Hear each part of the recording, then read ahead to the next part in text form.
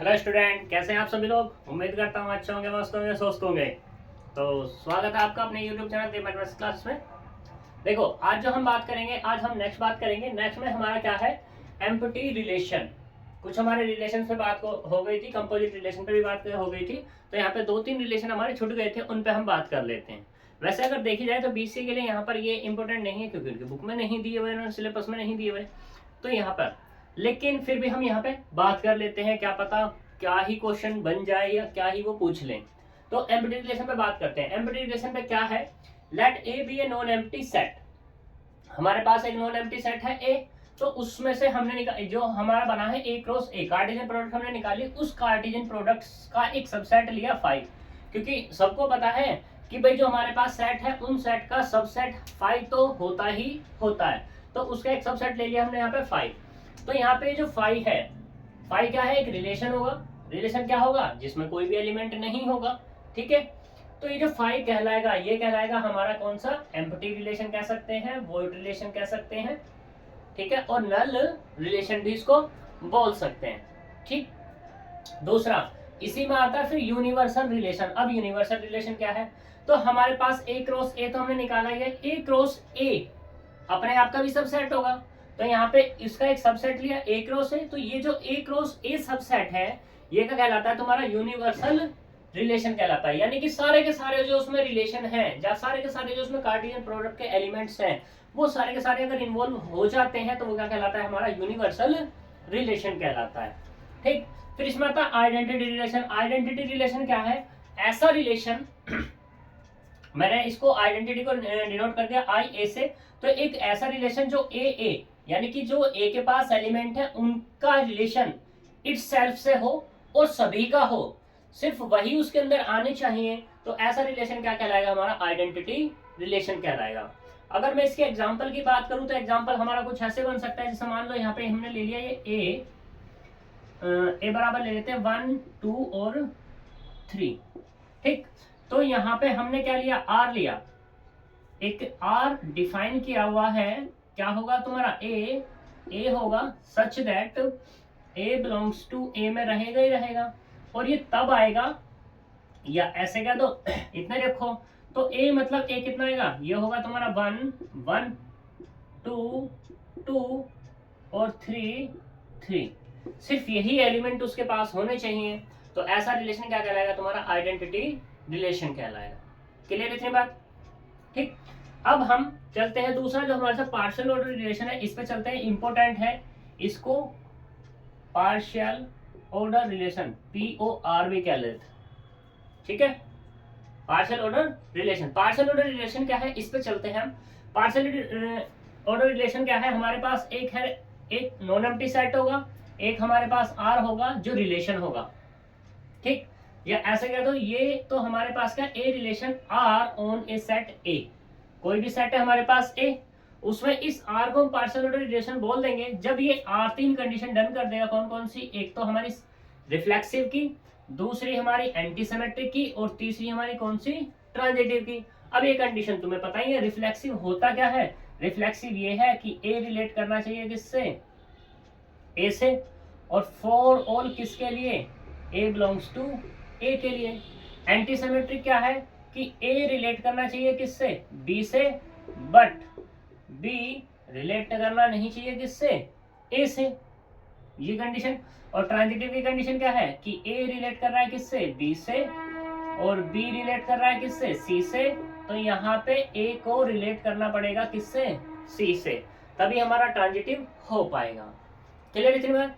ये मैंने इसका एग्जांपल दिया, a relation R on N defined by x related to y, x less than equals to y is a partial order relation.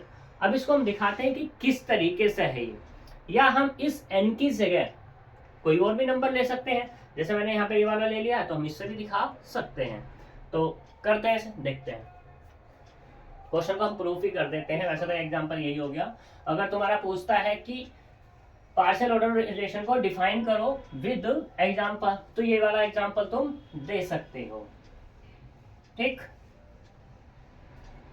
तो मैं इसकी जगह एक कोई, ये तो पूरा का पूरा n है, n में तो थोड़ी सी दिक्कत आ जाएगी कि बहुत बड़ा हो जाएगा, मैं छोटा सा नंबर लेकर के दिखा देता हूँ कि मान लो x बराबर हमने क्या ले लिया, सॉरी x लेट कर लिया हमने कि a बराबर एक नंबर 1 2 3 4 5 नंबर का एक सेट हमने डिफाइन कर लिया यहाँ पर। और r जो है वो r क्या है हमारे पास, वो r इस तरीके से जैसे उसने कहा है क्या कि x y, जहां पर x रिलेट कर रहा है किससे, y से, और ये x और y दोनों के दोनों बिलोंग्स करेंगे किसमें, a में। ये हमारे पास कंडीशन है।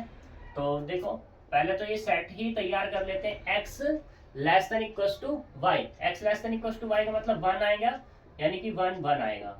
दूसरा क्या आएगा, 1 2 आएगा, 1 3 आएगा, 1 4 आएगा, 1 5, 1 की केस खत्म। दूसरे वाला अब की बार कितना आएगा, 2 ले लो, तो 2 खुद से रिलेट करेगा क्योंकि ये कंडीशन डन कर रहा है। फिर यहाँ पे 2 3 आएगा, 2 4 आएगा, 2 5 भी आ जाएगा, ठीक है। अगले वाला 3 खुद से रिलेट करेगा, 3 होगा, 3 4 होगा, 3 5 होगा। नेक्स्ट 4 से रिलेट करेगा, 4 5 आएगा। और फिर क्या आएगा हमारे पास, 5 तो 5 से ही रिलेट करेगा। क्या 4 5 से रिलेट करेगा, क्या 5 4 से रिलेट करेगा, नहीं करेगा, क्योंकि ये कंडीशन हमारी होल्ड नहीं होगी। तो अब हम बात करते हैं फर्स्ट से। फर्स्ट में क्या है हमारे पास, रिफ्लेक्सिव कंडीशन क्या है कि a जो हमारे पास है, a रिलेट करेगा किससे, a से, for all a belongs to a के लिए। तो अब आप लोग यहाँ पे देख सकते हैं a बराबर क्या, 1 है, 2 है, 3 है, 4 है और 5 है। क्या हमारे पास 1 से रिलेट नहीं कर रहा है इसमें ऑलरेडी, क्या 2 से रिलेट नहीं कर रहा, 3 से रिलेट नहीं कर रहा, 4 से रिलेट नहीं कर रहा, 5 से रिलेट कर रहा है। सारी की सारी कंडीशन डन है। तो इसका मतलब क्या हो गया, R इज रिफ्लेक्सिव, हो गया रिफ्लेक्सिव। सेकंड केस में क्या है हमारे पास, दूसरा क्या, anti transitive, sorry anti symmetric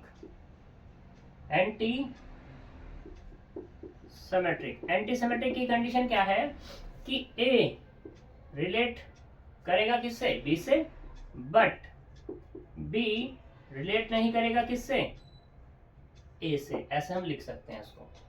अब तुम सोचोगे भाई एग्जाम्पल देके दिखाओ कि एग्जाम्पल हमारा डन हो रहा है या नहीं हो रहा है। तो देखो यहाँ पर, देखो हम ले लेते हैं यहाँ पर, इसमें हमारे पास क्या 1 1 तो 1 खुद से हो गया। 1 2 की बात करते हैं, देखो 1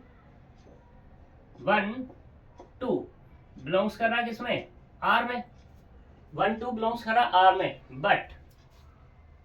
बट क्या 2 1 बिलोंग्स कर रहा है R में, नहीं कर रहा। ऐसे ही 1 3 को ले लेते हैं, 1 3 बिलोंग्स करता है R में, बट 3 1 बिल्कुल भी बिलोंग्स नहीं करता R में, ठीक। ऐसे ही यहाँ पे 1 4 की बात कर दें, 1 4 बिलोंग्स कर रहा है R में, बट 4 1 बिलोंग्स नहीं करता किसमें, R में। अब मैं 1 5 की भी बात करूं तो 1 5 बिलोंग कर रहा है R में, बट 5 1 बिलोंग नहीं करता किसमें, R में। ये कंडीशन हो गई। फिर दूसरे वाला 2 3, ये देख लो 2 3 बिलोंग करता है R में, बट 3 2 बिलोंग नहीं कर रहा किसमें, R में।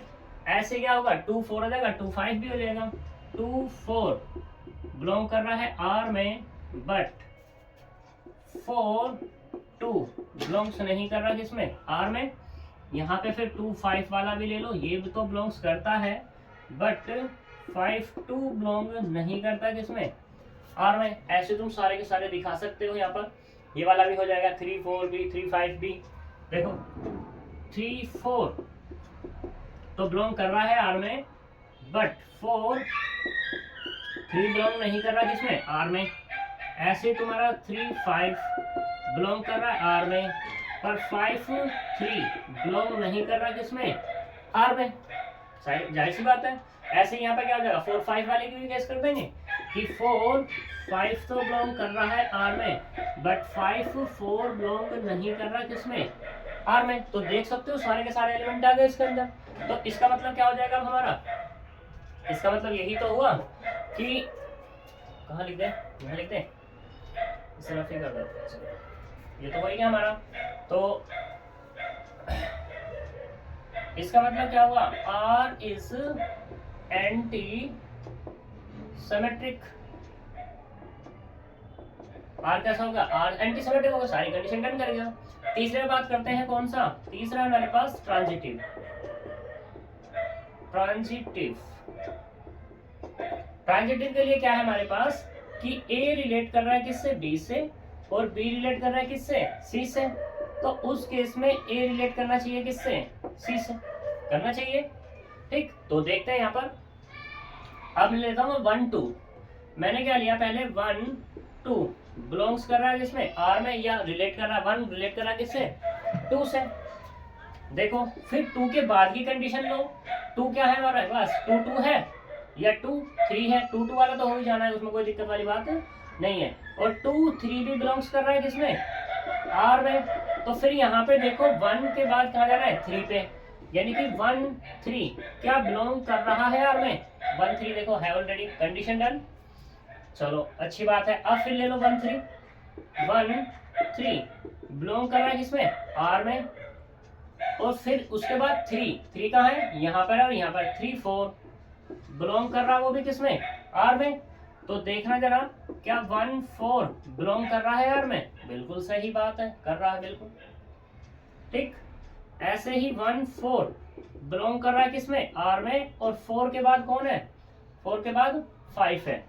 4 5 बिलोंग कर रहा है किसमें, आर में।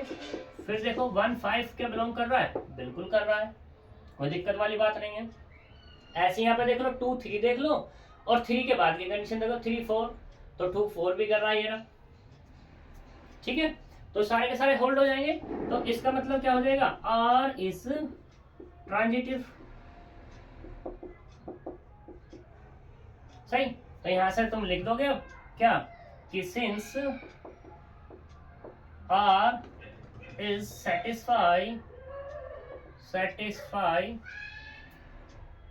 the 3 conditions। कौन कौन सी, reflexive, antisymmetric and transitive. then R is